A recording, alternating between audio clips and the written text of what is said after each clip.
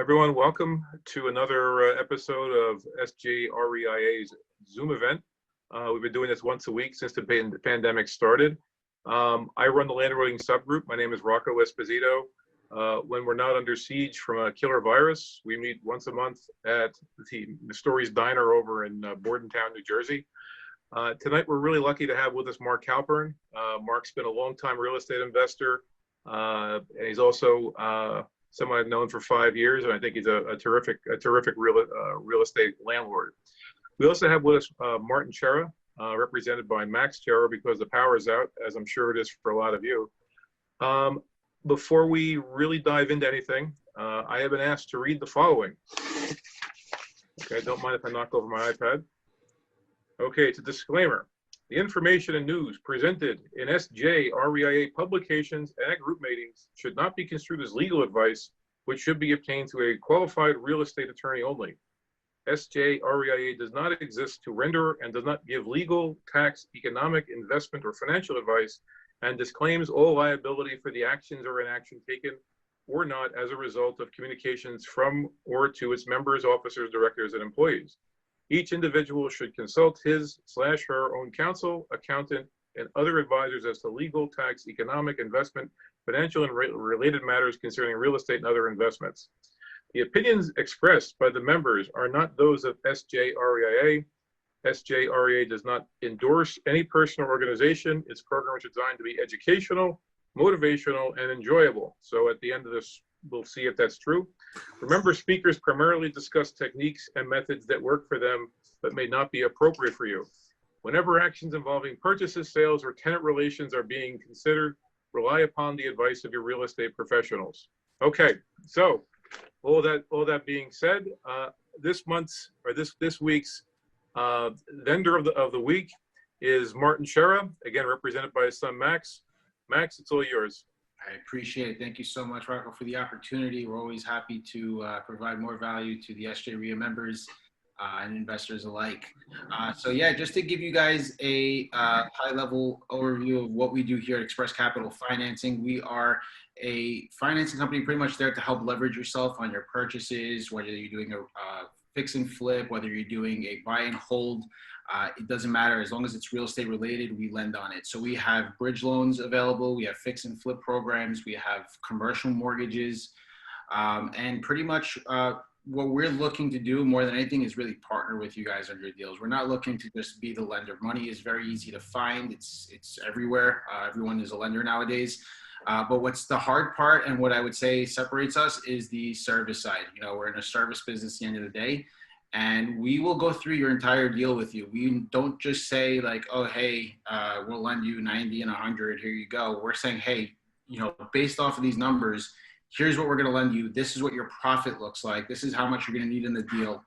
This is how much you'll be able to refinance for in the future. And because we're so involved in so many different programs, we actually have that ability to help underwrite your deal up front for you, saving you time and money on the back end, making sure that if your exit strategy is a refi, that A, it's possible, and B, what those numbers would look like with in today's market. Obviously, we can't guarantee those numbers, but we keep you informed, letting you know every month, hey, here's what the new numbers look like.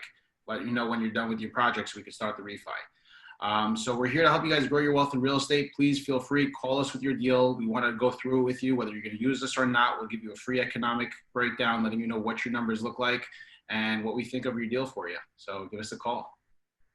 Okay, and Max, you guys handle both commercial and residential properties? We do. So for our commercial mortgages, we have Rental 360, which is our 1 to 4 units.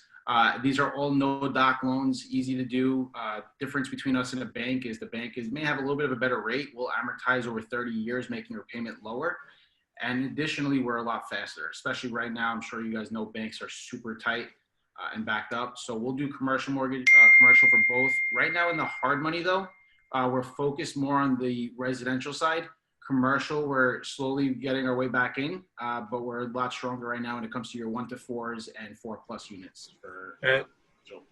And you lend both to LLCs or to individuals equally, or are there differences in how that would work? So, I mean, we're kind of in line with investors. We prefer you to have an LLC, but yes, we can do an individual loan as well. Our worry there is just that you may live in the property. So as long as we can clarify that, we should have no issues. Okay, terrific. Okay, Max, if you stick around, there'll be questions and answers at the end. If you don't, that's cool too. Thank you very much for stopping in tonight. Absolutely. And I'll put my information real quick in the chat box for everyone if they want to get in touch with me or they just have a deal they want to run by. Again, happy to talk about it. If you need any resources as well, our network is your network. Okay, terrific. Thank you very much. Sure. Okay, so without further ado, one of the best speakers in the group, Marc Halpern's here tonight. Marc, it's all yours. Okay, Rocco, thank you very much. That's very good. And Max, I'm glad you spoke about financing because that's going to be one of the number one barrier that we're going to talk about, and it's not a barrier. Money's all over the place. So let me put my presentation up, and I'm going to share. Hopefully, you guys will be able to see it, and I'll ask Rocco to confirm. You guys can see the. We can see it. Okay, very good. Okay, yes. So my name is Marc Halpern from Part-Time Investors LLC. I am a part-time investor, which I'll talk about a little bit, and I'm going to talk tonight about how to overcome barriers to buying your first or your next investment property. Some people already have their first and maybe they're looking to buy their next $10 million property. So there's always barriers, and conceptually the barriers are the same. They might differ in magnitude. First, just a little about myself. My prime occupation is outside of real estate. I enjoy real estate, not as much as phase transfer catalysis. That's my primary occupation. And I am a part-time investor. I do single-family home rentals, flips, lease options, apartment syndications, and then I also do, as a part-time investor, private equity, note investing, stocks, bonds, precious metals, and all kinds of other stuff. I'm an international speaker. I've spoken so far in 39 countries on site on the topic of phase transfer catalysis, which would put all of you to sleep immediately. So I don't want to have any safety incidents where people banging their heads on the table when I talk about that. So I'm not going to talk about PTC tonight. And I'm a national speaker on the real estate circuit, and my the topic is full-time income from part-time investing. I've written 6 books, 4 on chemistry, 2 on real estate. I'm a business coach, a trainer, and I'm also now launching another business on happiness and prosperity. So I truly am a part-time investor, and I've overcome quite a few barriers to all the barriers to investing, although there's always more that a person can do. Even though Rocco read a disclaimer, I have my disclaimer of my own. So while I am a successful part-time real estate investor, I'm not an attorney, not an accountant, not a licensed financial advisor. Do not take any action or make any decision based on the whole and part of the content of the presentation. No investment advice, legal advice, tax advice has been given. Consult licensed professionals in your state before making any investment. And I have to disclose I am a licensed New Jersey real estate salesperson. Okay, let's get into it. All right, so here we are. We're investors. Or maybe some of you are newbies. Typically at this point, I would ask how many of you are newbies, but I really can't see a show of hands here. So I would assume that what we have here is a mixture of new investors and veteran investors. And regardless of what kind of investing you're doing, you really have to ask yourself the question, what is holding you back from doing your next investment? And usually it falls into one of 3 categories: resources, expertise, and fear. So we did more than a decade ago, actually, we did and before that. So since the barriers are resources, expertise, and fear, what we're going to talk about tonight is what are the solutions?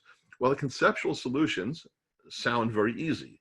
Resources, which is mostly money and time. Well, you get money. You can't get time, but you can reallocate your time.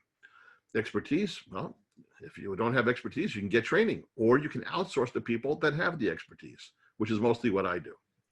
And then fear, well, to overcome fear, and we're going to talk probably half of tonight, we're going to be talking about fear. You can get training, and also you can change your self-image. We'll talk a little bit about that as well. So over a decade ago, we did a survey of new investors, and we said, why haven't you pulled the trigger? And it's funny because even though it's more than a decade old, it's still the same.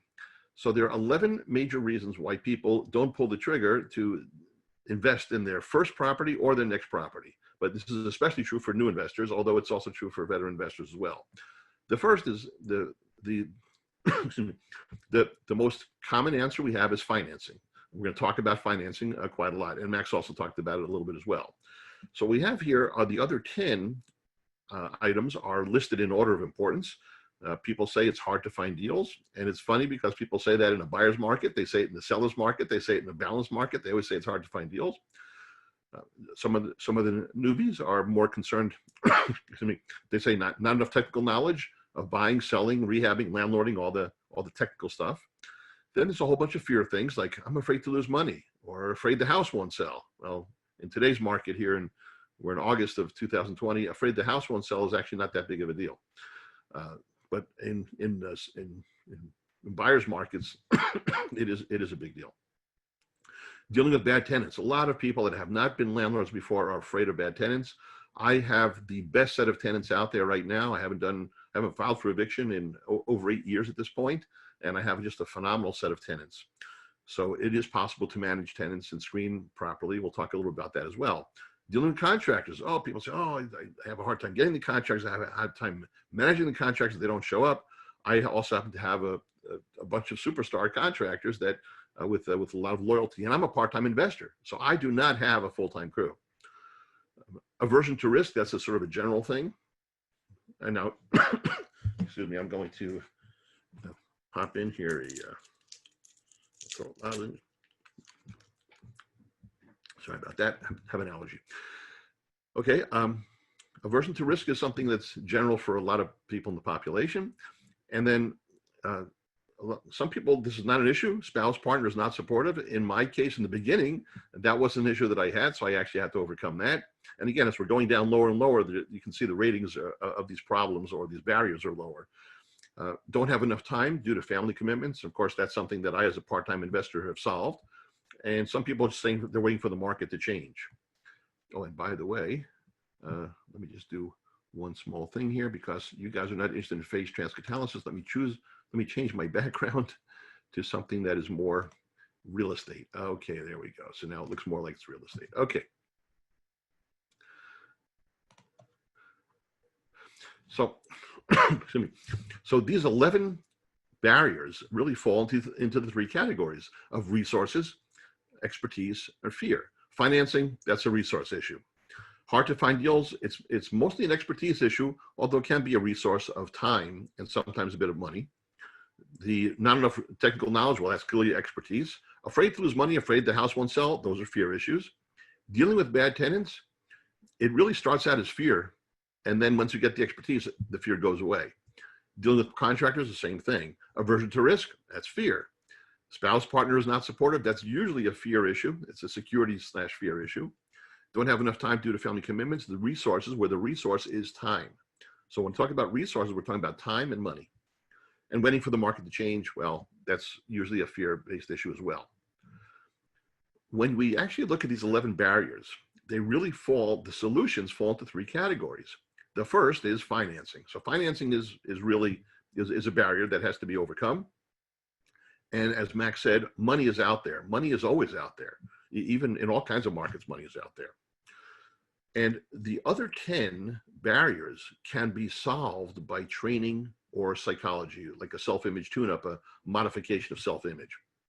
So we're going to talk about all these. So let's start with financing, because that's the number 1 barrier. So there's a lot of ways of getting financing. If you have a job, or if you're a part-time investor with a full-time occupation outside of real estate, then you can usually go to a bank. You get the best rates usually, and there's other advantages going to the bank. There's some disadvantages going to the bank.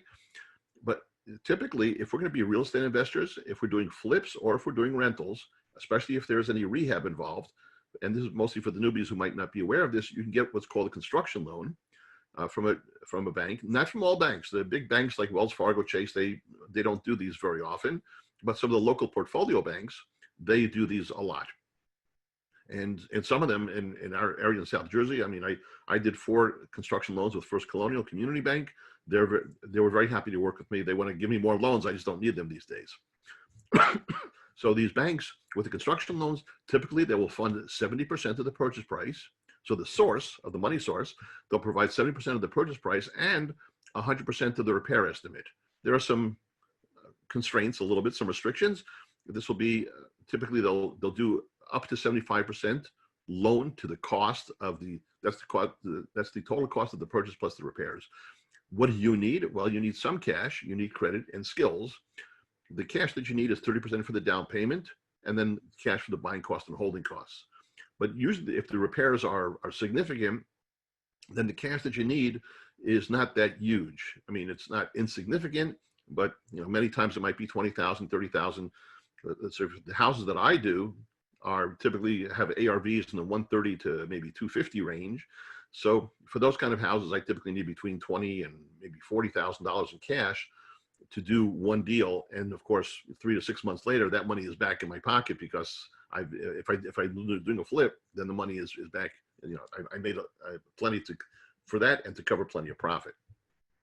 But what if you can't go to a bank? Maybe you don't have a job, or or there might be, maybe your credit is not where it needs to be. Well, then there's a lot more ways of solving the problem of resources. So for example, sorry, not the problem, to overcome the barrier of resources. Money partner is one good way of doing this. Typically, you have let's say a money partner, the partner brings the money, you bring the skills and the credibility, and the money partner puts up the money, maybe up to even 100%, and then you split the profits by some split later on. Could be 50-50 or something else. You can also go to private lender. Now, private lenders are all over the place. Many people that can be private lenders don't even know they can be private lenders. For example, 28% of homeowners in the United States own their homes free and clear. That means theoretically they can go to a bank, a certain percentage of them could go to the bank and get a home equity line of credit and lend it to you. And if they're paying some percentage, let's say they're paying, I don't know, 3%, 4%, 5% in 2020, you could offer them 8%, 9%, 10%, 12%, so they could be making money on the equity that's just sitting there doing nothing. And now you have access to $100,000 out of a $200,000 free and clear home. And again, 1 out of 4 people own their homes free and clear. So there are people in your sphere of influence who actually have money and have the ability to do private lending. They might not know it yet. You might have to educate them. Of course, to buy the property, and let's say if you're doing a flip, you need skills. You need to know how to flip a property, how to hire contractors, how to manage the project, or have a general contractor manage the project for you. And you have to have credibility, not with the bank, but you have to have credibility with that person.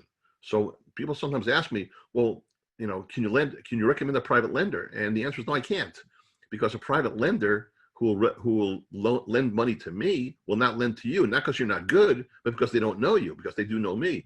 But there's somebody in your sphere of influence that'll probably lend to you and won't lend to me because they don't know who I am.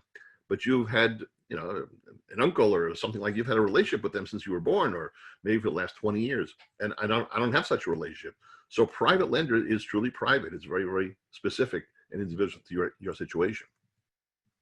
Then you have hard money lenders. I don't know if that's what Max does, if he's a money partner or a hard money lender, but hard money lenders, they might lend you up to 100%. I think it depends what the situation is. Many hard money lenders will lend up to 65% loan to value. Some of them, it might be 60% if you have less experience, or it might be more if you have more experience. You have to always talk with every hard money lender.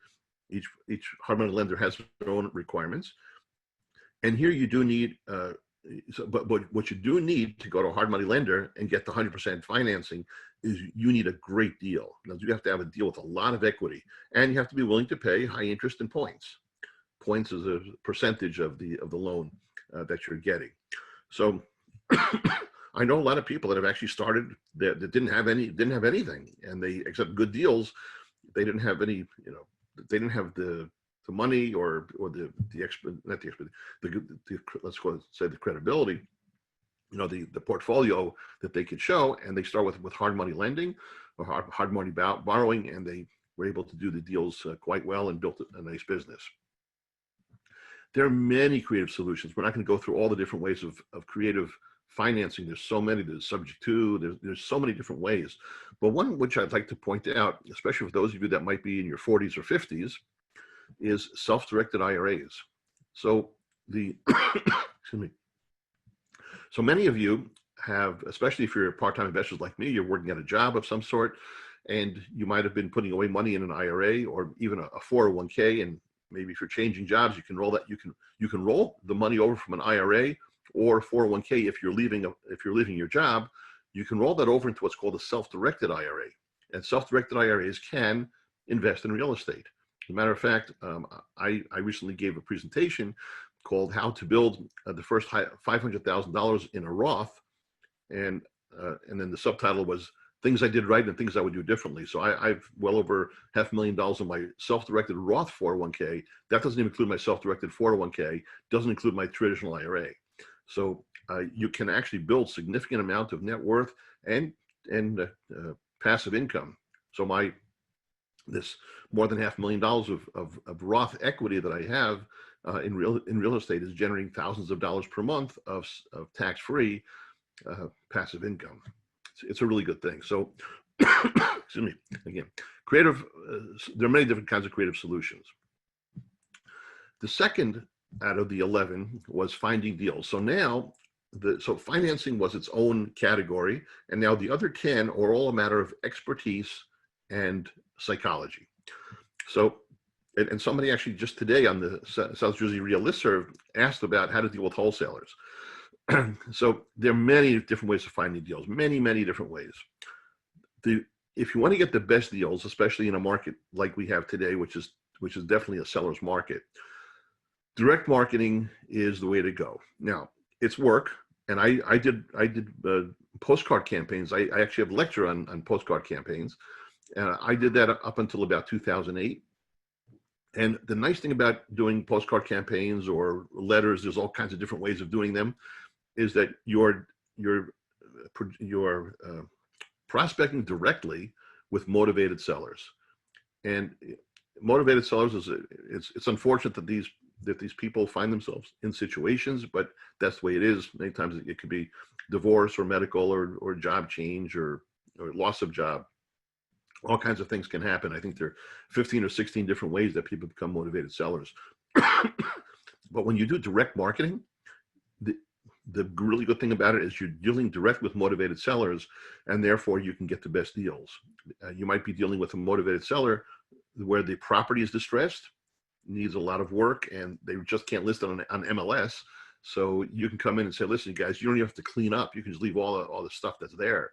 And, we'll be happy to take the house the way it is. And then, of course, you're buying the house at a significant discount because the house needs repairs, and the people, they can pick up and leave.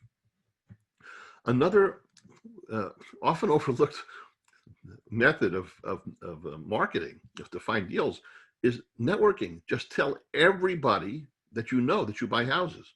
You tell all your relatives, you tell your neighbors, you tell your hairdresser. Well, we don't have hairdressers and barbers that much these days during COVID, but and by the way, barbers and hairdressers are really great because they know everybody. They also know everybody's business. Sometimes barbers and hairdressers know that their clients are going to get divorced before their spouse knows they're going to get divorced. So you can actually get some very good leads from people like that. Just tell everybody that you buy houses, and then every once in a while, just by giving out cards and let people know that you seriously buy houses, you're going to get somebody to say, hey, I hear you buy houses. I have a problem. Do you think you can help me out? So you'd be surprised how much you can. And remember, if you're a part-time investor like I am, I only do 1 to 2 deals a year. That's all I do.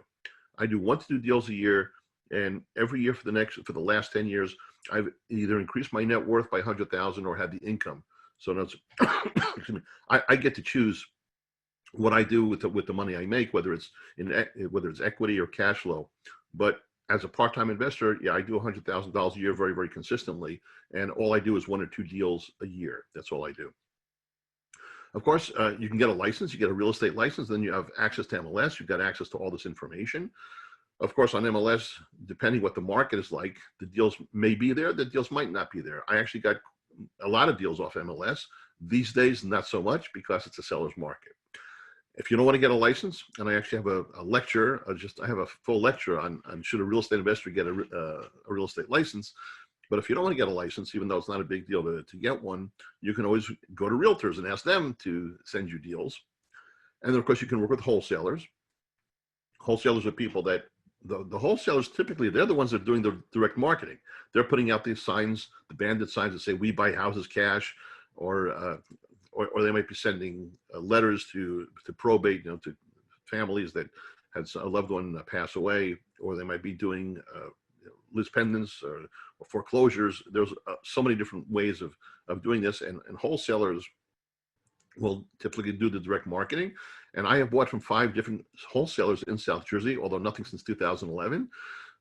before 2011, the wholesalers, there were just a lot of deals out there, and they were very, very good deals. And the wholesalers would typically keep the best ones for themselves, flip those or rent those. And then the second tier they would give to investors like me. And the second tier in those days was so good that there was plenty of money for me to make $40,000 or $50,000 on the deal. So that was a good thing. And one thing which I recommend that I guess most other national speakers don't talk about is that I love to become an expert in neighborhoods, or actually subdivisions. The difference between subdivisions and neighborhoods: subdivisions have curvy streets, neighborhoods have straight streets. So personally I look for subdivisions that meet certain investment criteria in terms of the income, the rental, the rent for that area, and the ARV. So I'm looking for certain ratios and certain financial criteria that I know I can get very good cash flow, or I can do very good flips. And I also look for those kind of subdivisions where there might not be a lot of other people that are competing that don't want to have those neighborhoods necessarily. There's always competition, but maybe a little bit less. And then once you become an expert in a neighborhood or a subdivision, and I'm probably the world's expert in 3 subdivisions in a certain place in Camden County, then any house that comes up for sale, I know I can recognize an opportunity in seconds, and then I can pounce on it. And then another thing which I recommend doing, I have this one of my lectures called How to Choose Houses for Rentals, which is very, very detailed 9-step process for how to choose rentals the way that I do it, which is a little bit different than the way other people do it, is I actually scan Zillow. Now, Zillow is not good quantitatively, but qualitatively it's not bad. And I showed this in this particular presentation, How to Choose Houses for Rentals, that this is one of the neighborhoods that I'm an expert in. And I just scan it a few seconds every day before I do my, online word, the word games or Angry Birds or something like that. I'll take a few seconds and I'll scan, especially the 3 subdivisions that I like the most. And I show here's just an example. It's hard to see in the graphic, but all these properties, when you just sort of scan them browse them with your eyes without even doing statistics. I mean, I do a lot of statistics because I'm a scientist, but here you don't even need statistics. If you were to browse at this level, of zoom in on Zillow, you'll see that all these houses are like mostly 150 and 150s, 160s, 170s, and that red dot over there's 80. So I saw that on Zillow one day. This is an actual screenshot of what I saw back then. And then it was 80 was a foreclosure. And then it was 80 where everything else is in the 150s, 160s, 170s. The ARV of this one happened to be 160 at the time. Right now it's more like 180, but at the time that's what it was. And I went and I got the property, and I bought the property for $76,000. So there's all kinds of ways of finding deals. What you have to have in order to find the deals, you have to have the expertise to do it, but you also have the confidence that you can do it. So for those of you who are newer, the confidence issue is a lot bigger than the expertise you can get. You can buy courses. There's plenty of ways of finding out of getting the expertise. The third on the list of the 11 was the technical knowledge. People say, oh, I don't have enough knowledge of how to buy, sell, rehab, landlord. Well, the solution is easy. You get training. You get the training, and the training is not expensive. Typically for about $1,000 or less, you can get the training on how to do these things. And some people say, well, I don't have $1,000.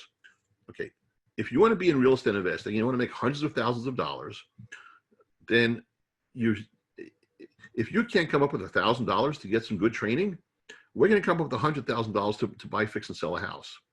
So you sort of need to think like an investor. We are real estate investors. We're not real estate spenders. Government is spending. Government talks about government spending. It's a shame. Government should talk about government investing, but instead they talk about government spending. We are not real estate spenders. We're real estate investors. We invest money. We expect a return. And if you don't have the technical knowledge of buying, selling, rehabbing, and landlording, then get the training. You can get that knowledge. So for example, dealing with tenants, here are just some of the things that I do. I have about more than 24 things that I talk about in my presentation: how to screen, manage, and choose the best tenants, like the tenants that I have right now. There are things like always be professional. You have to be disciplined in enforcing your tenant screening criteria. Most landlords, including myself, learn the hard way in the beginning that even if we have good screening criteria, we don't enforce. Oh, well, these people, they need a break, and I know they've got a low credit score, but they had a really good story. in the end, when you become disciplined in enforcing your tenant screening criteria, you tend to get really good tenants. I have a very comprehensive 2-hour lease signing ceremony.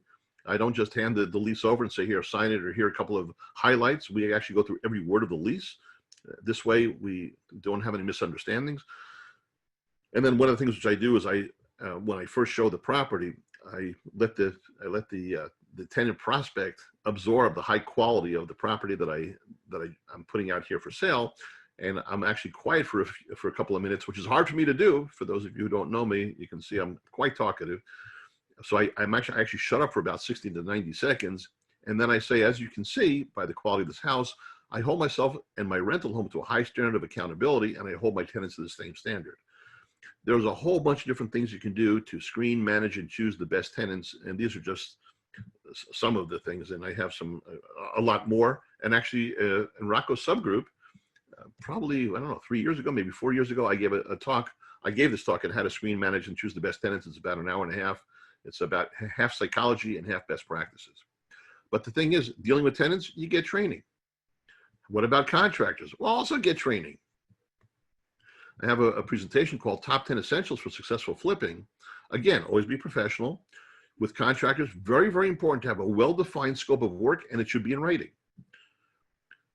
Pay immediately upon work completion. I pay immediately upon work completion. Many times I run after the contractor. I'll say, hey, I know you're going to be finished on Friday. I'll bring a check. What do you think I owe you? And that really builds a lot of loyalty there. Of course, you always treat people right. And if you're going to have contractors to do repair estimates for you in the beginning, I now do, it's been years since I've been, in the last, I don't know, probably decade, I do not use contractors unless I have some special situation, if there's maybe an oil tank or septic or something like that. Even those situations these days I can estimate. But if you're newer and you're going to pay contractors, if you're going to have contractors walk through to help you with the repair estimate, pay them for their time. And don't say, you know what, I'm gonna have 3 contractors come through and whichever contract gives me the lowest price, I'll do it. And you should expect to invest the time with me for the 33% probability I'm gonna choose you. You know what, pay for the repair estimates, and this way you can pay for as many as you want, and you're gonna learn a lot by walking with contract. If it's gonna cost you $100 for a 2-hour walkthrough, it is worth every penny of it. You're gonna learn a lot about estimating repairs. Let's talk about fear. Some of the issues here are like afraid to lose money, afraid the house won't sell, and aversion to risk. So I have that picture over there, jumping across that huge, those cliffs. So you can do this. Fear, there are a few different ways of dealing with fear, but let me give you one really good way. So for those of you who are newer or totally new and say, boy, I saw something on real estate investing at 2 o'clock in the morning on some show, and I really want to do it. And I joined South Jersey RIA. I really want to do this, but I'm just really afraid. I'm afraid I'm going to lose money. Well, here's a really good way to. There's no guarantee not to lose money, but to minimize the probability of losing money to extremely low levels. It's the combination of 2 things. Number one, buy low. You buy the discipline. You buy very low. You don't have to buy any house. You're going to buy, especially if we're going to do 1 or 2 houses a year like I do, I'm extremely selective. Unless I can buy the property at well below the retail price, even accounting for all the repairs, I don't buy it. I'll go visit the property. I might visit 5 properties. I might visit 10 properties before I find one that I think it's a really good deal. If you buy low enough, then it's really hard to lose money.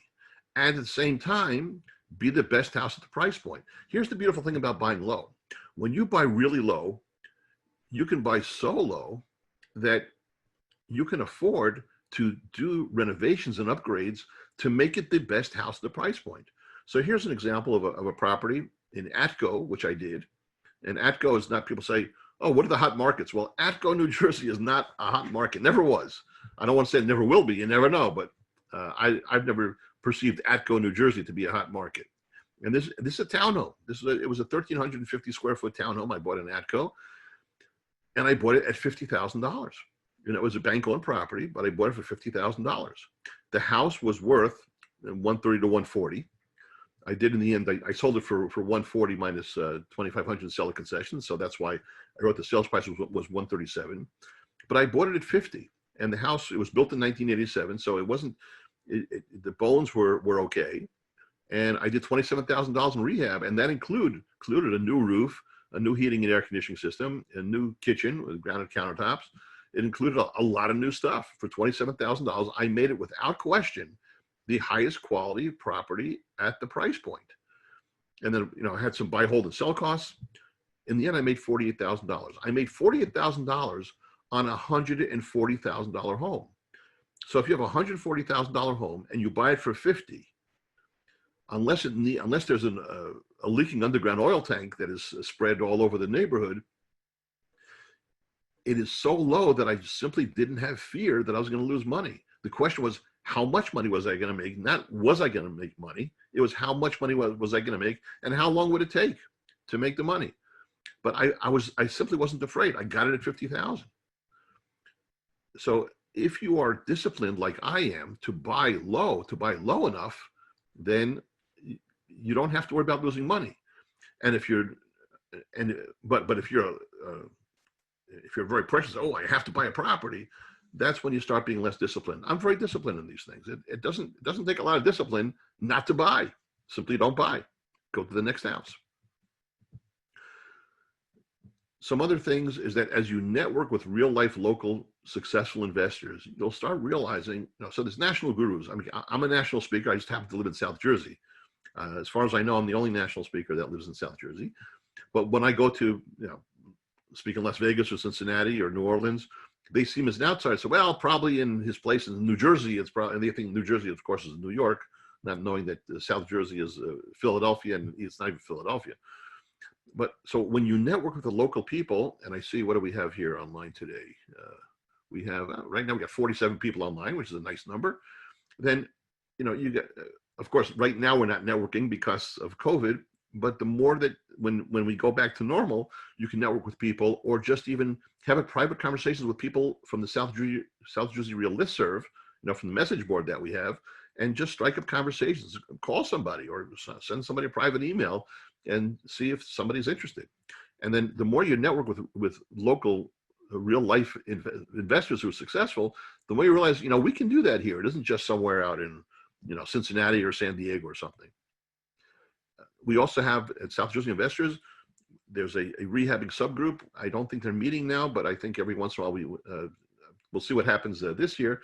But this is Dave Alzada leads this meeting, and we have an annual meeting where we do cost estimation. We go from the roof to the underground oil tank, and we for like 2 hours we sit there, and a panel of 3 or 4 of us. Many times I'm on that panel, even though I'm just a part-time investor. We'll sit there and we'll talk about everything from tile and HVAC systems and electrical and whatever, flooring and paint and drywall and roof, and we just talk about everything, and we just go down one at a time, and then everybody takes notes on what the different investors, how much they're paying for different things. There's also a thing which I used to do, which I don't do anymore, but it was called the Follow the Renovation Program, where I would do a renovation. Typically, it would have to be between $30,000 and $50,000, and then I would invite people to come and learn from the renovation. It was a paid program, but it worked well. Or you might be able to shadow an investor on a project. So you can build confidence that way by seeing real live South Jersey renovations. And of course, one thing to overcome fear is to change your self-image. Self-image is crucial. I actually have a lecture on that called Self-Image Tune-Up, How to Improve Personal Performance. And I actually do training and coaching on that. It's maybe the most powerful presentation I've done that actually more than 200 times in the United States, Europe, and Asia. The other barriers: spouse is not supportive, don't have enough time to do family commitments, and waiting for the market to change. Actually, I have another lecture called How to Measure and Set Achievable Goals for Happiness and Prosperity, where the key here is to avoid wasting 1 to 2 decades of your life. And I would say, when we're talking about things like fear, when you make strategic decisions are what determines your performance in life. Yet the execution of your strategic decisions is very important, but the actual strategic decisions you make is very important, is more important than the execution. So for example, let's say you're a new investor and you're looking at real estate investing and you haven't pulled the trigger yet. Well, you made a strategic decision to come to these kind of meetings and to say, well, let me learn about real estate. That was a major strategic decision. You could have just kept on going with your normal life, the inertia that you have in your everyday life, and not come to these meetings. Okay, now you come to the meetings. Now you have to keep on doing something. So you have to come up with a strategic plan and then execute the strategic plan. So one way to overcome the fear is to really analyze your life, analyze your needs for happiness, analyze your needs for prosperity, and then with presentations like mine or training like mine, we learn how to optimize, how to achieve simultaneous happiness and prosperity every day for the rest of your life. And that's what I've achieved. And I have both happiness and prosperity. I'm the happiest person I know. I'm not the richest person I know. I never had a desire to be rich, but I have achieved financial freedom. And where financial freedom is defined in this particular presentation by two parameters. One, that your passive income exceeds meets or exceeds your routine household expenses, and also that the liquid portion of your net worth is enough to cover special expenses, which include emergencies, luxuries, and things like that. And I achieved that through part-time real estate investing, where I'm still doing my phase transfer catalysis. That's still what I do. I mean, I gave a lecture this morning on phase transfer catalysis to a company in Israel, and last week I did a 4-day training session for a pharmaceutical company in Germany. That is still my major, that's my primary occupation, but I do 1 to 2 deals in real estate per year. And that again, that increased my net worth by $100,000 a year, very, very consistently. I won't go through the happiness thing now. If people want to ask about it later, I can go through this, but we basically talk about invest time, spend time, waste time, and sleep. So sort of summarize, and by the way, for those of you who know me, this is actually my shortest presentation. So we're gonna have plenty of time for questions, and I will sit here and answer questions after we finish the summary here for as long as you want, or as long as Rocco will allow me to have the stage here. So again, the barriers are resources, expertise, and fear. The solution to resources, get money. There's money all over the place. Or if it's time, reallocate your time. We all have the same 24 hours in a day. Just reallocate your time. Expertise, get training. It's out there. The training is available. Or you can outsource. Like, I don't know how to do drywall. Actually, I do by watching it, but I outsource that to people that do drywall. I don't paint. And I could figure out how to paint. I once watched Dennis the Menace. I could see he paints a fence. I could figure out how to paint, but I don't want to do that. I'll outsource that. And you can still make plenty of money outsourcing all the work. And fear, you get draining or change your self-image. And again, when we look at this, it falls into 3 categories. Financing is something that you need to do. You need to learn how to get financing. It's not that hard, and you can talk to lenders. But all the other 10 out of the 11, other than financing, it's all a matter of training or psychology, which means it's all in your head. You can stuff your head with the training, you can change your self-image, and you can get there. Again, just a little bit about me. I do business coaching. I have multiple independent businesses, obviously chemistry, real estate, psychology. I do all these things, and you can, and by the way, almost anybody can master multiple occupations. People say, oh, you have to focus on one thing. You know what? A lot of you have mastered parenting, and you've mastered whatever it is that you do for your primary occupation, and you've maybe mastered cooking. So people say, well, I can't master multiple fields. Well, you can. You already have. So most people can master multiple fields. I just happen to be more obsessive than most people about mastering multiple fields. And in marketing, I do a lot of marketing consulting as well, but real estate coaching, and I also do life coaching. The website is parttimeinvestors.com, and my email is marc@parttimeinvestors.com. And in addition to the coaching, which is focused pretty much on, it's personal coaching on how to customize your plan for your life. There's money to fund your life and time to enjoy your life. I also have a course, which I'm not selling tonight, I'm just mentioning it, a thing called the Smarter Investing Home Study Course. This is what the agenda is for this. It's 19 lectures, 22 hours, a smarter strategy module, smarter flipping module, rentals and landlording module, funding module, optimizing, and then the prosperity and happiness stuff as well. So that's pretty much it. Go to my website, parttimeinvestors.com. You can see that's what it looks like. Well, not right now. Right now, there's some special going on, but I won't talk about the special. If you want a free copy of my ebook, which is called "Which Real Estate Investment Strategy is Best for You," then just put your name and email address, and you'll get a free copy of the ebook. In that book, right now, I have the advantages, disadvantages, and keys to success for the 4 primary real estate investment strategy that are rentals, flips, flipping, wholesaling, and lease option. I'm going to be adding to that the 3 secondary, which is known investing, apartment syndications, and private lending. And I've dealt with all 7, although right now I do all of them except wholesaling. And also, if you go to the website, there's more than 60 articles on a very wide variety of topics: self-directed Roth 401ks, and I mean, just investing in silver. Pretty much, if it has to do with investing, part-time investing, if I've done it, I've written about it. So at this point, I think I'll turn it over to Rocco. I want to thank you for your attention, and I can see that hey, everybody is actually. I think we lost maybe 1 person from the peak, so we still have 46 people. So at this point, Rocco, I'll turn it over to you, and you can maybe moderate questions or however you want to take this. Okay, terrific. So I have some questions so far. I'm not quite sure of what this is, so maybe you might know this. How good is using list pendants to find deals is one question. Okay, yeah. So list pendants is, I guess, pretty much liens. You might say they're judgments against a property. So I know a lot. I don't know everything. Even though I'm from New York, and we tend to think we know everything. So I've never done list pendants lists, so I don't know how well they work. Some people do them well. I will say that when it comes to the situation we have right now with COVID, even though it's a seller's market, prices are still high in South Jersey.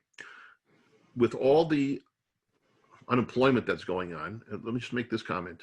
Out of the, I forget, 60 million or so applications for unemployment, when people file for unemployment, they have to check a box.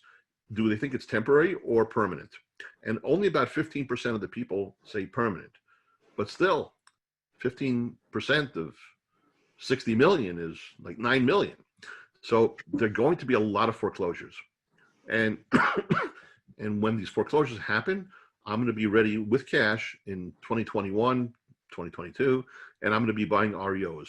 Now, will prices drop? I think that the retail market probably will not drop, but that the REOs, there'll be such a flood of REOs, that's bank-owned properties that have foreclosures. I think there'll be some good opportunities to pick up over there.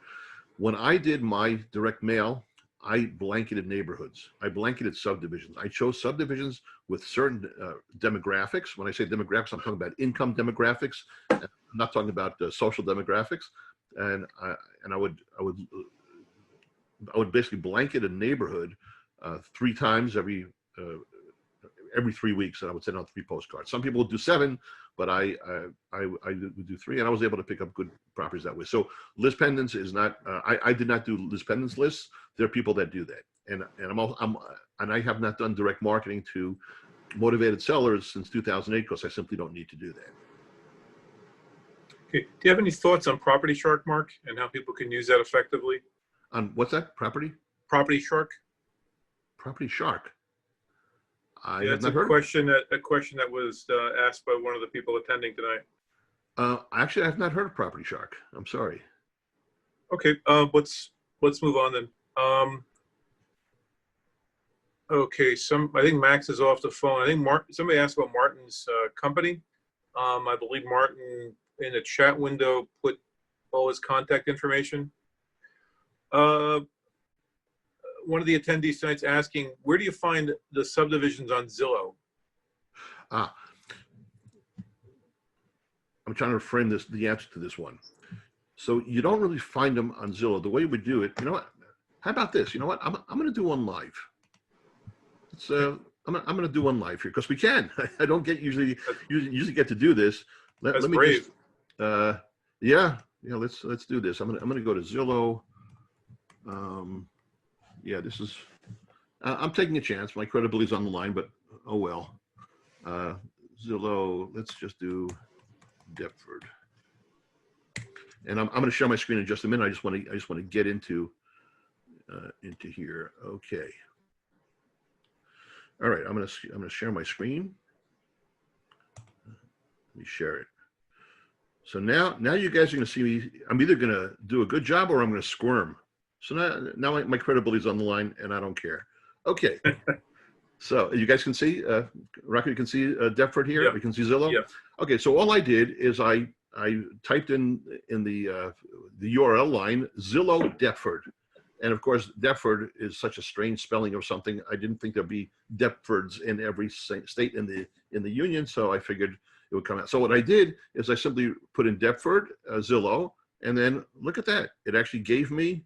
It actually showed the borderline of Deptford, New Jersey. Deptford is in Gloucester County. For those of you, I'm sure, well, South Jersey people, if we have people from North Jersey, you might not know about this, but Gloucester County, Camden County, Burlington County people probably have heard of Deptford as a mall there was very important. I own a rental in Deptford that I'm about to sell or finance to my tenant. It's got a really cool deal. I'll talk about this some other time. All these red dots, these red dots here are the things that are for sale. Now, the reason why I know about Deptford is in 2004, I was looking, I set certain criteria, certain investment criteria. I was looking for ARVs in a certain range, and I was looking for subdivisions that would have rents in a certain range, and which meant that the people that live there would have incomes in a certain range. Because the way I choose houses for rentals is I first look at the income level, because I want to make sure that, I want to increase the probability that the tenants will have a cushion, so that if something like COVID comes along, they'll have enough money to both pay the rent and they'll have some cushion, both in terms of savings as well as rent. And then I identified, based on the ARV and rent, I identified several subdivisions in Deptford, and Oak Valley was one of them. I think Greenfield was another, and Pine Acres was another. So what we're going to do is we're going to go in here, okay, and I'm going to zoom in a little bit, and I'm going to zoom in on one of the subdivisions that I know. Oh, there is Oak Valley. Look at that, Oak Valley.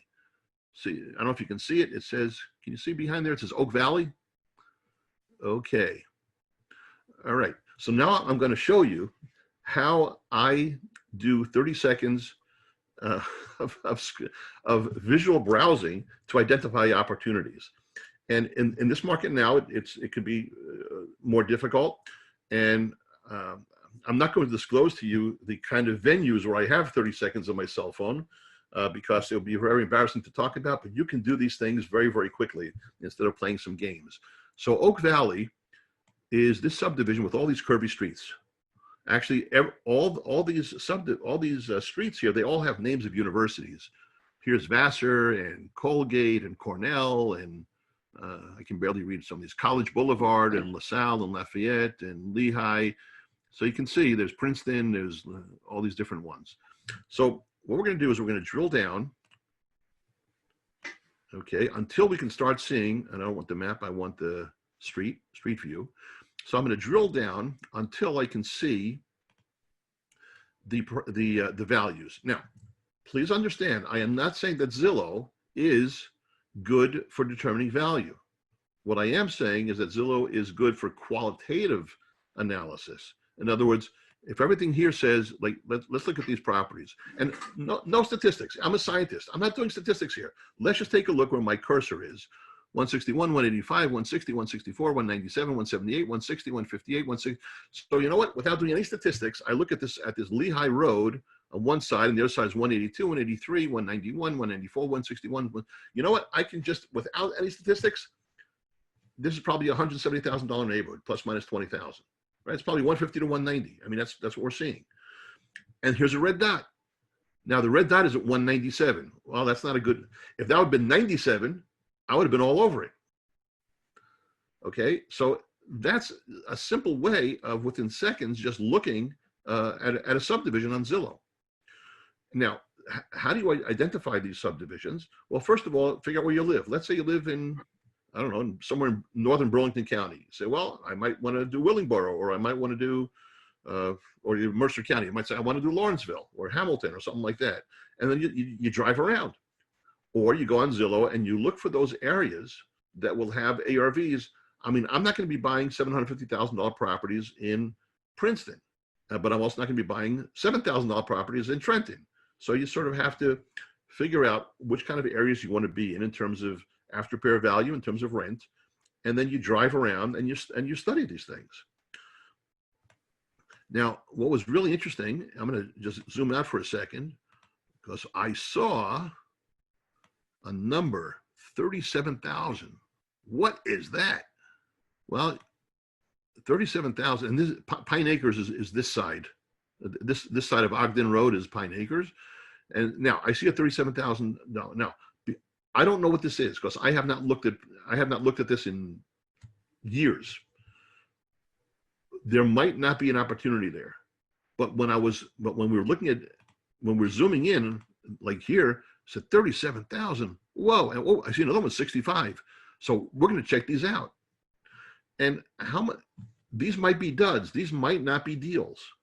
And if they're not deals, well, they're not deals. How much time did I work?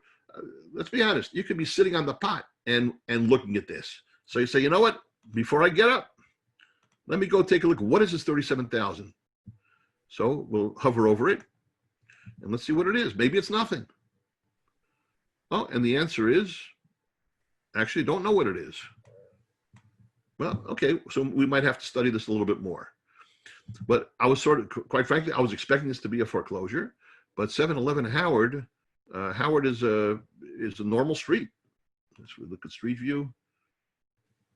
Okay, and you know what, maybe it's a lot. Maybe it's just maybe it's a lot and they have plans on it. So I'm just, you know what, 37,000 might be an empty lot. Okay, so then maybe we'll say, fine, empty lot. Maybe if it's an empty lot, maybe I'll look to put a pre-manufactured home on there and see if that makes sense. Okay, let's click out of that. But there was another one. Where was that? There was another one, 37,000. There was another one that I saw down here, 65,000. This is on Ridge or Cove. Let's take a look. Okay, foreclosed. All right, well, it's one bed, one bath. So it's probably not a great deal, but it might be interesting to look at. So really what I'm saying is that you can use something as simple as Zillow qualitatively, not quantitatively, to identify some things that seem to be like so out of whack that it might be worthwhile to look at it. This is without wholesalers, without realtors, without anything. So this is just one of the methods that I use to identify opportunities that are just so simple. And you know, just get creative. A lot of you are pretty intelligent and pretty creative. And if you're motivated to want to do well in this business, come up with your own ideas. You can. You need to have the confidence to do that. You know, I do breakthrough R&D. This is what I do for a living. So I'm inventing things all the time. This is what I do. I have over three dozen inventions. You know, 3 dozen true breakthroughs in the field of chemistry. So I just have the confidence that if I need something that doesn't exist, I can invent it. But you have to have that confidence as well. And if you don't have a track record, then you have to adjust your mindset. And it's the mindset, that's what I teach in my self-image tune-up. For those of you who don't know me, I was left back in 11th grade. And on my 30th birthday, I was still under the poverty level with a wife and child. So I was able to come out of that, no inheritances, no background in construction, no nothing. And I was able to succeed. So what I do is I teach the theory and the practice actually it's a 95-minute lecture, and I teach the whole thing from beginning to end, how to go from whatever performance you have, whether it's poor performance like I had or good performance, to outstanding performance. Okay, next question we've got. Would a hard money lender loan money on a property that's $50,000 or less for the purchase price? Oh, that's a good question. I don't know. And I do know that that there are many lenders that will not touch anything at $50,000 per door. So I'll give you an example. First Colonial, when I did my 4 loans with them between 2010 and 2014, they would do loans well under $100,000. And maybe 3 or 4 years ago, they said, no, we're not going to do loans for under 100,000 because the amount of effort it takes to do due diligence on that is low. So if you're going to be at $50,000 or less, you might want to look at private lending. But will hard money do it? I don't know. You really have to ask a hard money lender. Okay. Another one of the listeners tonight asks, what's your criteria for purchasing rentals, specifically a minimum cap rate, minimum cash flow, or some other criteria? Yeah, that's an extremely personal question. Not personal that I'm offended by it, but I took one of the best courses I ever took was apartment investing by Anthony Chera, and it's a 4-day, very intense 4-day course and a 7-week follow-up. And the question that people would ask in different ways again and again is, what is a good cap rate? What is a good cash on cash return? And he insisted upon not answering that. And I had a coaching client that was looking at something, it was a multi near the Jersey Shore about 5 years ago. And I made the mistake of saying, there's certain numbers that I look for. And, I don't think anybody would want to look as low as 8%, for example, for cash on cash return. So let's look at your numbers. And it turns out it was 8%, and that particular investor was happy with 8%. So it's a very, very personal choice. For me personally, when I buy free and clear rentals, and I do that in my self-directed 401k and Roth 401k, I'm typically looking at returns between 10 and 12%, and I will not go under 10%, and that's for free and clear. And for finance rentals, I just don't buy unless I get 15% on my money, and typically I'm getting between 18 and 20% on my money. But also, but I have other criteria besides the cash and cash return and the cash flow, and that is I'm looking and the absolute amount of cash flow per door. That's an important number. So in the early days, I was okay with $250, $300 a month positive cash flow, which is I think where a lot of investors are. These days, I wouldn't buy anything if I couldn't get at least $500 to $600 a month of positive cash flow per door. And for my free and clears, I don't do it for under 1,000 because I am looking, which is different because I'm 66 years old. A lot of you, I'm in consolidation mode. A lot of you are in accumulation mode. So I am looking to not maximize the number of dollars I get per month. I'm looking to maximize the number of dollars I get per month per tenant, because my interest in life is to manage as few tenants as possible, but still have $10,000 a month of passive income. So it's a very, very personal decision for you, and because all of us are different. One size does not fit all. We're all at different age and different life stage. We have different amounts of cash, different amounts of available time, different credit scores, different tax brackets, different marital status, different goals for happiness. Our situations are so different that we each have to decide for ourselves what it is that we want to do. So I shared with you some of my numbers, but your numbers need to be different, especially if you're starting out and if you're in accumulation mode. Are you familiar with cap rate itself? If I'm buying a house or a property in a very desirable location, is that going to affect the cap rate versus buying it in maybe a more distressed area? Yeah, so let's talk about cap rate for a moment.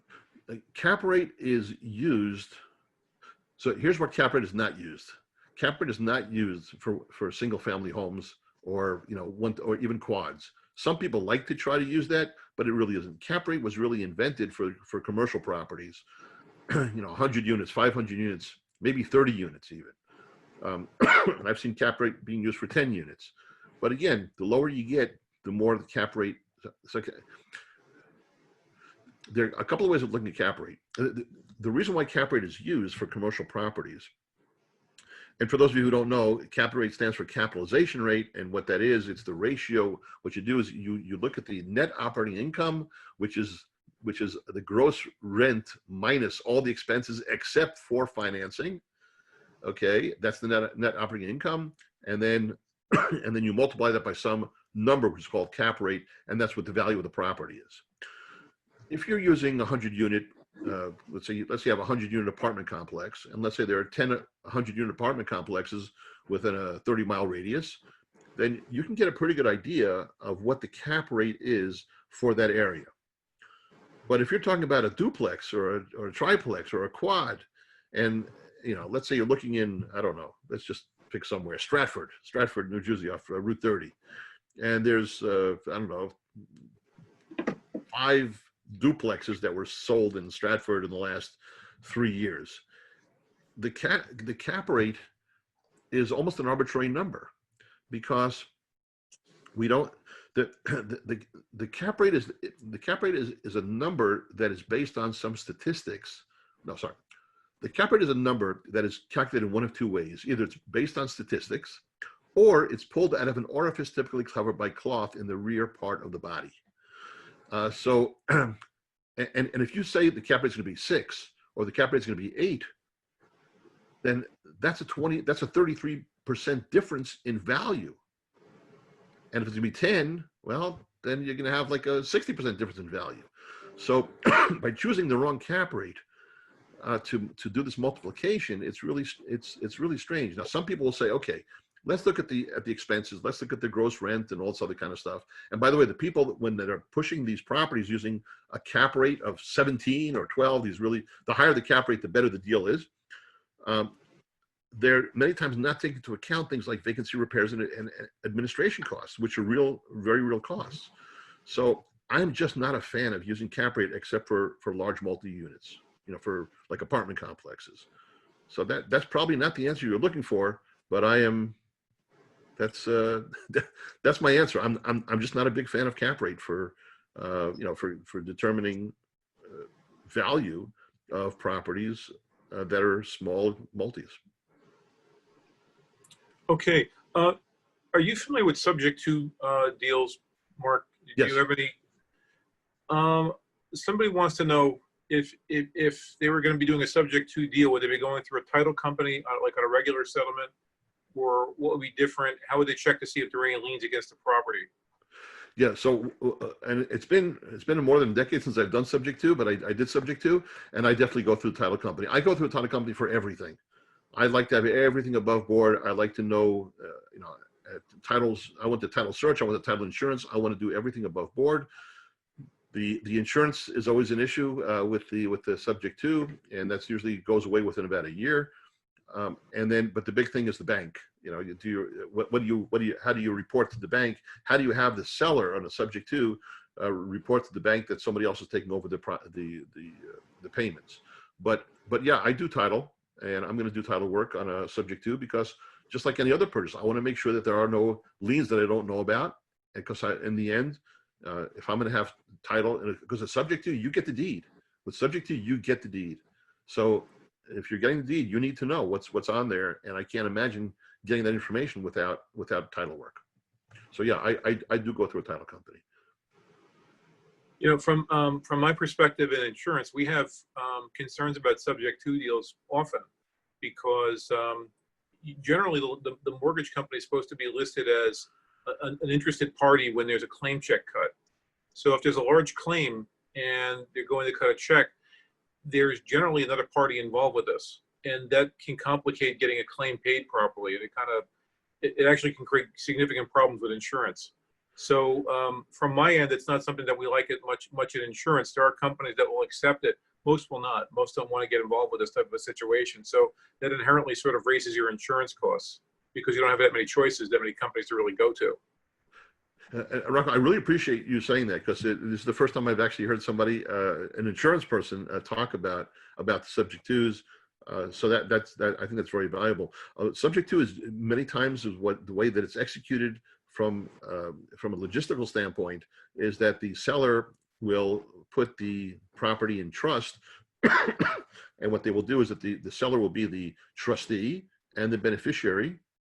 The seller will be the beneficiary and the grantor, and the trustee will be some third party, and then there'll be an assignment of beneficial interest to this other part, to a third party, which is pretty much the buyer.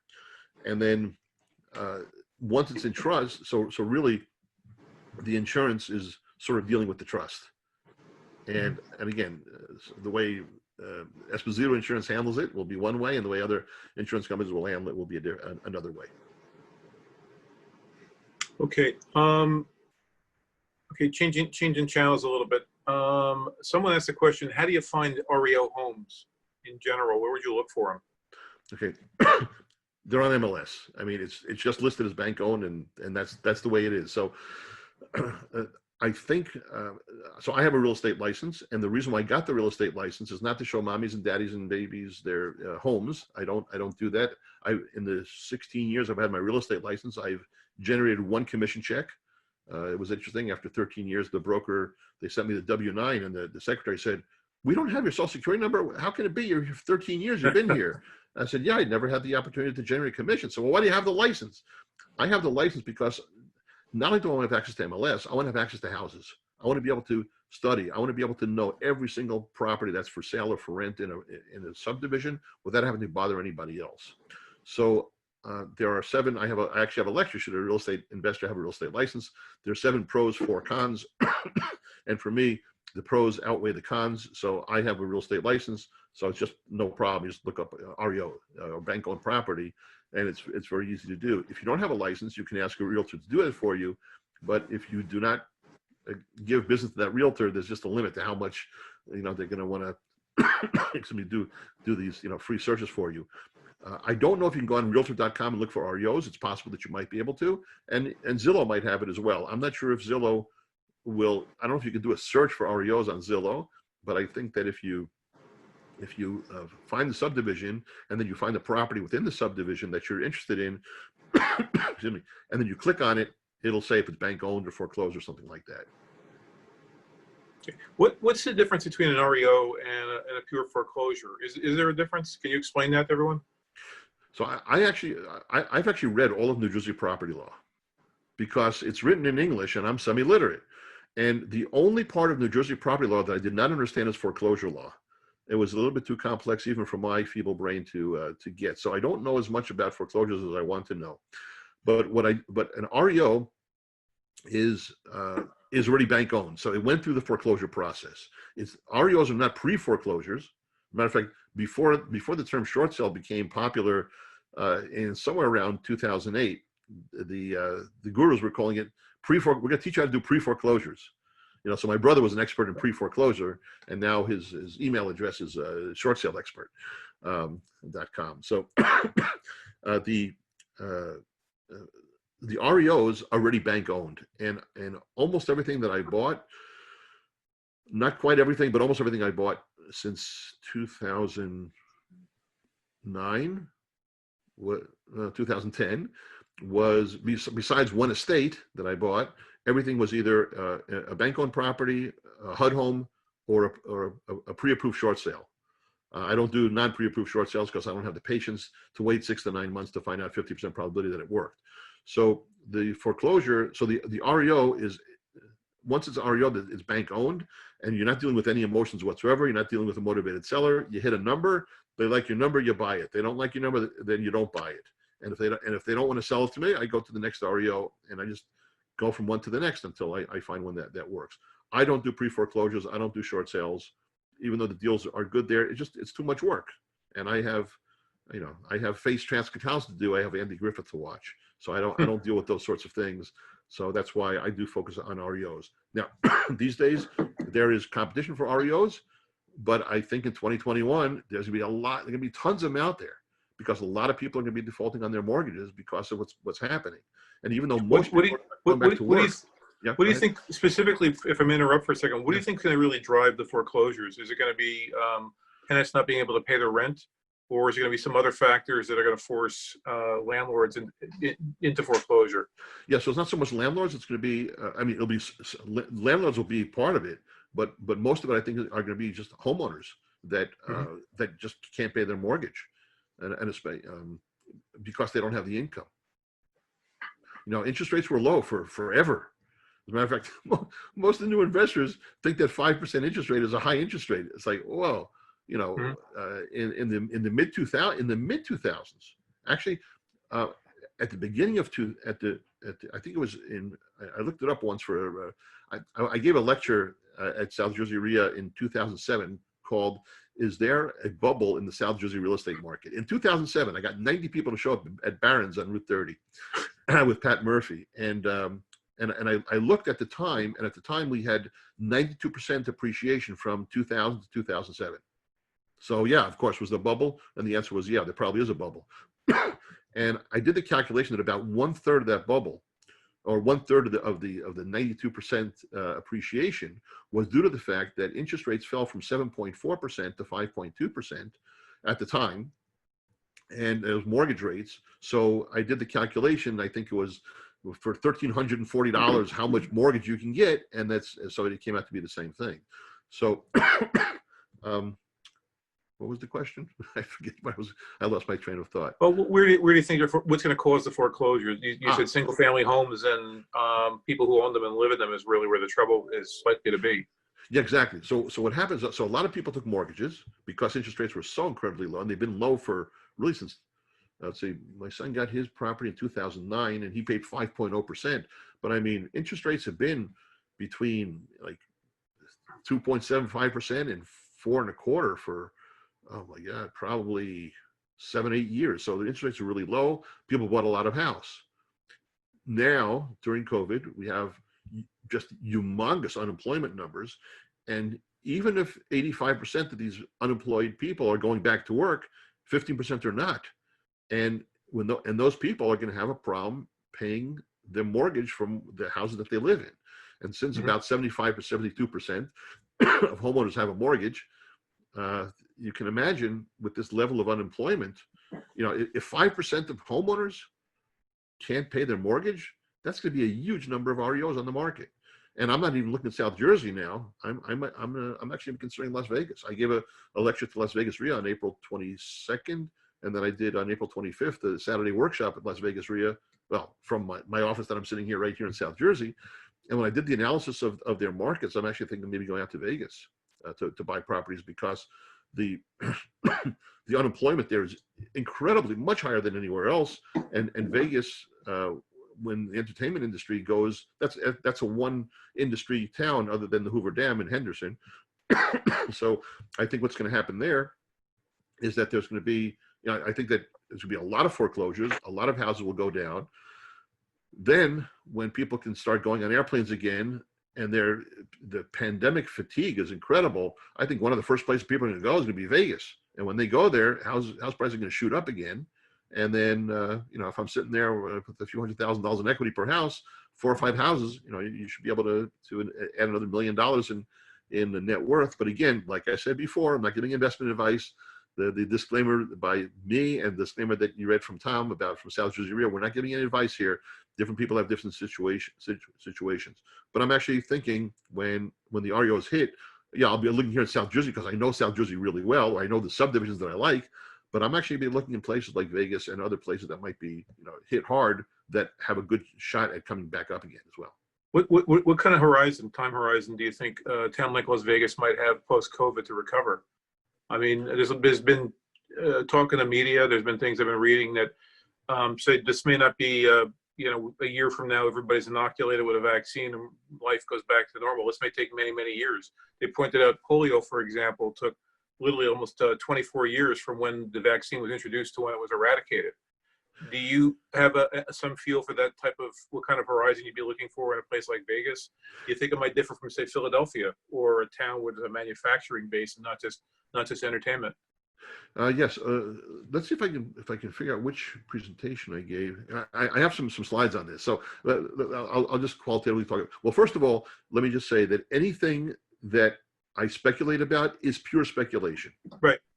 Right. Because my crystal ball, crystal is made with lead, and lead, of course, is a no-no for the EPA. So my crystal ball is in the shop until unless they get rid of lead-based regulations. Okay, so all I can do is speculate. The way I look at it is like this: and you'll have to sort of follow me verbally because I don't have the slides in front of me. In 2007, prices in Vegas were quite high. They were in the mid 200s.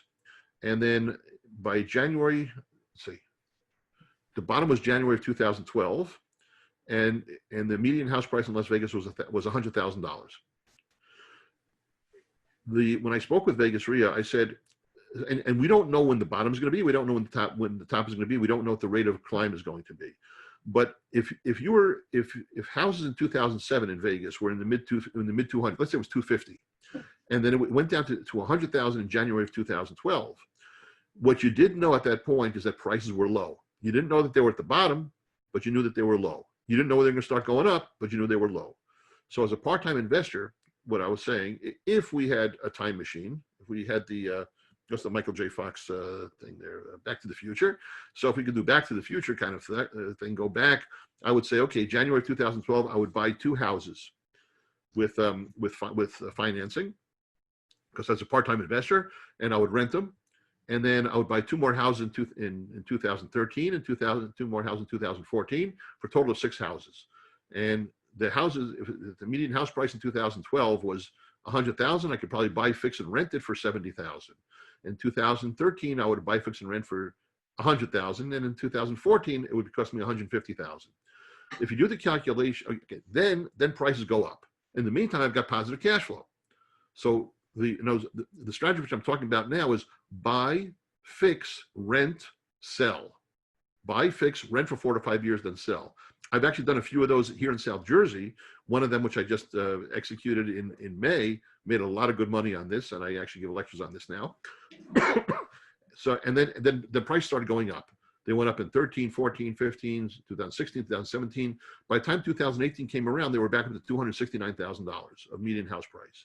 So what I showed the Vegas RIA people is that if they a part-time investor with a full-time occupation outside of real estate like me, would have bought just 2 rentals, 2 houses in 2012, 2 in 2013, 2014, 6 rentals, total positive cash flow only about $2,000 a month, and then start selling the 6 rentals in 2018, 2019, they would have added $920,000 of net worth pre-tax with just 6 houses. So the answer is, I don't know how long it's going to take, but whether it's going to be South Jersey or Philadelphia, whether it's going to be South Jersey or Vegas or anywhere, if I start to see house prices or REOs go at a price that I think is going to be low relative to historic numbers, then I'll know it. I'll recognize it when I see it. Then I don't care how long it's going to take.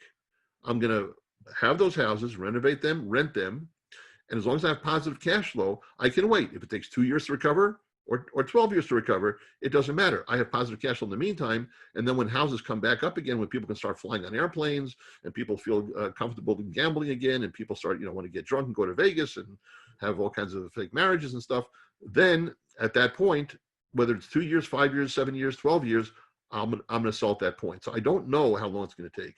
If I had to guess, well, I'm not a epidemiologist. I'm just an organic chemist.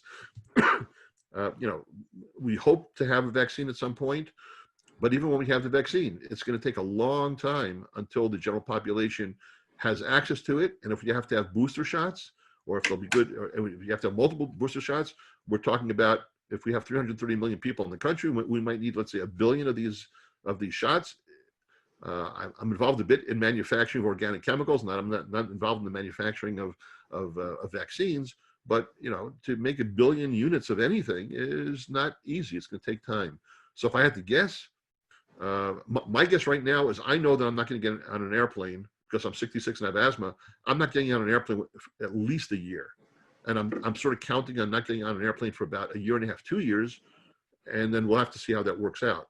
But I would not be surprised if it would be 5 years, because I am not going to risk my life to go to Vegas. Just like right now, I'm not risking my life to get a haircut. So, I had to, that's one reason I'm using the earphones, so you don't have to see all the crap that's in the back of my head. You don't have that problem, Rocco.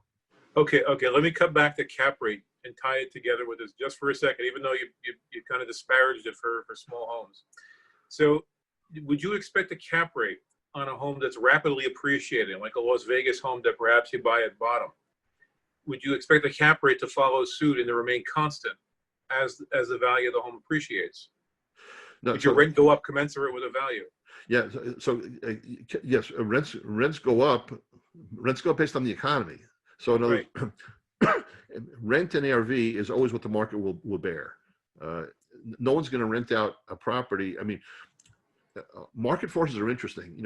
The government can intervene with market forces, but for the most part, market forces are going to do what they do. Just like the virus. The virus is going to do what we do, regardless of what we believe is going to happen, or regardless of what we want to believe. Regardless of politics, the virus is the virus.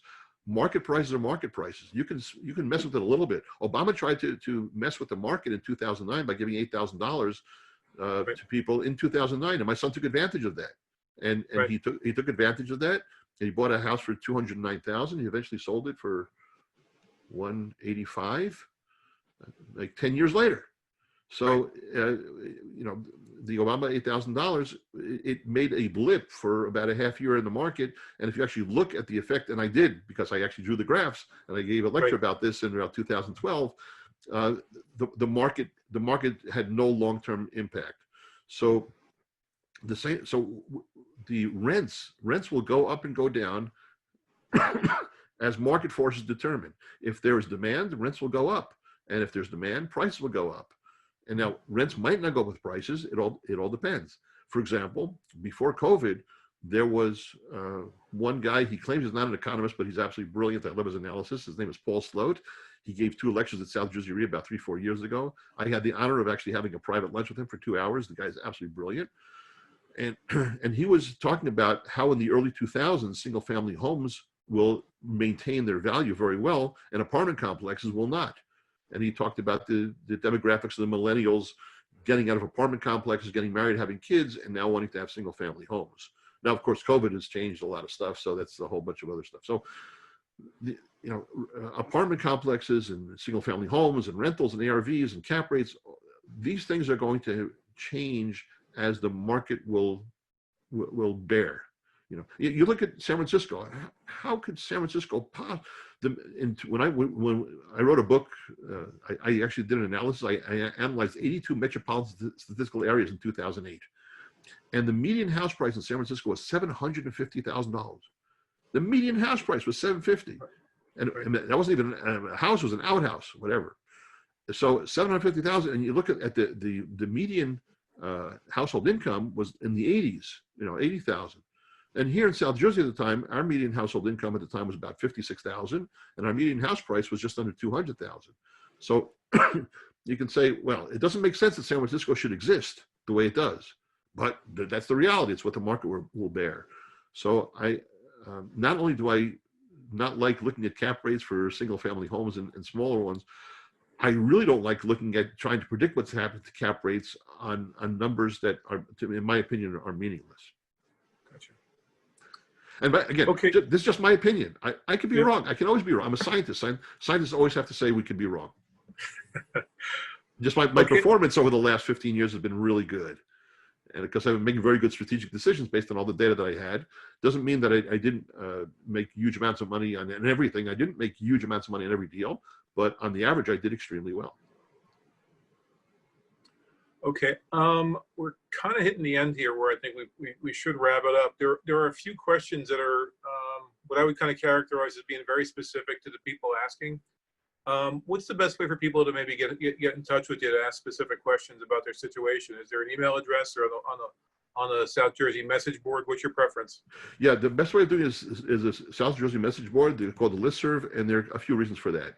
First of all, I won't be the only one answering. That's first of all. The other reason is that because I have multiple businesses, because my primary occupation still is the phase transcatalysis, my time is extremely limited.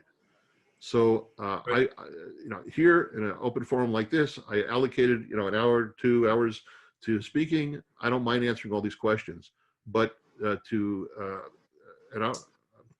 difference between arrogance and confidence is performance. I'm not arrogant, I'm confident. I know that people like to hear what I have to say, and that people say, I'd like to pick your brain. Well, you can't pick my brain. Picking my brain costs money. And why? Not because I need the extra money, it's because I do not have spare time. So you can go to parttimeinvestors.com and you'll see that I do 3-hour sessions for $697. I don't do 1-hour sessions, because if I'm going to break my train of thought on phase transcatalysis, then I have to do it for a bunch of time. So people can ask questions, but I'm not going to give long, detailed answers privately without coaching, only because my time is extremely valuable. And in the chemical industry, I'm getting paid $500 to $1,000 an hour for my opinions on phase transcatalysis, and I charge a lot less for real estate. And people have sticker shock at $697 for 3 hours, and I'm sorry, I just can't manage all these different businesses myself, and rentals, and my self-directed 401k and all the other things which I'm doing, and answer questions. So I semi-apologize, but I think the best place to put the questions are on the listserv, and this way multiple investors can answer. And when I have time, I do write essays. But when I don't have time, I can imagine that I would probably get about 20 emails with specific questions that would probably take me 20 to 30 hours to answer. And then people get all frustrated because I'm not answering fast enough. I've got meetings out the wazoo, and I've a meeting tomorrow in Israel. I have a meeting on Friday with a company in England, and I'm negotiating some very, very large deals right now. And yesterday I was on the phone for 2.5 hours with Australia for the private equity investment that I have there. So I just can't. If you want to do coaching, I'll do that. I'll also do lectures like this, or maybe we can have just a question. I'm open to doing a session like this with just question and answers, and when I don't present anything. So, okay. Rocco, if you want to set that up, well, might be maybe a future topic in September. That maybe a good idea. Totally up to you. Yeah. All right. Well, listen, thank you very much for coming on tonight with us all, Mark. And thank you to everybody who's joined us to listen. Have a great evening. Take care. Thanks, guys.